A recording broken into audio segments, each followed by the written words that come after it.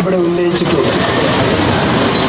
ദക്ഷിണ കേരള ജംഇയ്യത്തുൽ ഉലമായെ സംബന്ധിച്ചിടത്തോളം കേരളത്തിൽ നിന്ന് മാത്രമല്ല, അങ്ങ് ഡൽഹിയിലും ശ്രീമതി KR ഗൗരിയമ്മയോടൊപ്പം വെള്ളാപ്പള്ളി നടേശനോടൊപ്പം നമ്മുടെ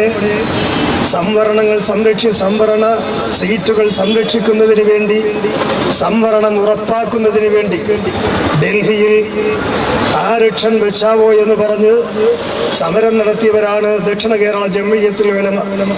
നമ്മുടെ സംവരണം നിലനിർത്തുന്നതിന് വേണ്ടി അത് വെള്ളാപ്പള്ളിയോടൊപ്പമാണെങ്കിലും വെള്ളാപ്പള്ളിയെ വിട്ടിട്ടാണെങ്കിലും ഈ സമൂഹത്തിന്റെ കിട്ടേണ്ടുന്ന അവകാശങ്ങൾ നേടിയെടുക്കുന്നത് വരെ ഈ വസ്ത്രധാരികളായ ഉലമാക്കൾക്ക് വിശ്രമമില്ല എന്നുകൂടി ഞാൻ നിങ്ങളുടെ മുമ്പിൽ ഉണർത്തുകയാണ്.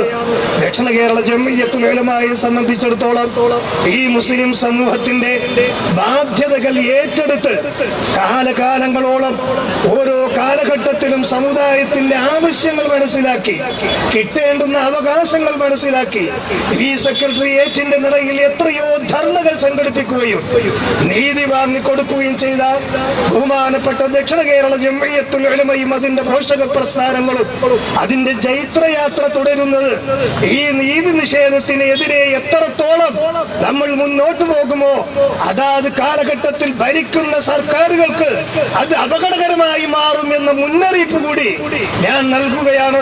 ദക്ഷിണ കേരള ജംഇയ്യത്തുൽ ഉലമ ഇത് പറയുമ്പോൾ സർക്കാരോ അല്ലെങ്കിൽ കോടതിയോ ഏതെങ്കിലും ഒരു വിഷയത്തിൽ ഉദ്യോഗ തലത്തിൽ സംവരണം പാസാക്കി ഇത്ര ശതമാനം അവർക്ക് കൊടുക്കണമെന്ന് പറയുമ്പോൾ മുസ്ലിം സമുദായത്തിന് തുച്ഛമായി കിട്ടിക്കൊണ്ടിരിക്കുന്ന അവകാശങ്ങളിൽ നിന്ന് കൈയിട്ടുവായി അവർക്ക് കൊടുക്കുകയും കിട്ടിക്കൊണ്ടിരിക്കുന്ന ന്യൂനപക്ഷമായ അവകാശങ്ങളെ പോലും അട്ടിമറിക്കപ്പെടുകയും ചെയ്യുന്ന സർക്കാരിലെ ചില ഉദ്യോഗ വൃന്ദങ്ങളുടെ കറുത്ത കൈകളാണ് ഇതിന്റെ പിന്നിൽ പ്രവർത്തിക്കുന്നത് എന്ന് അടിവരയിട്ട് പറയുവാൻ ഞാൻ സൂചിപ്പിക്കുകയാണ്.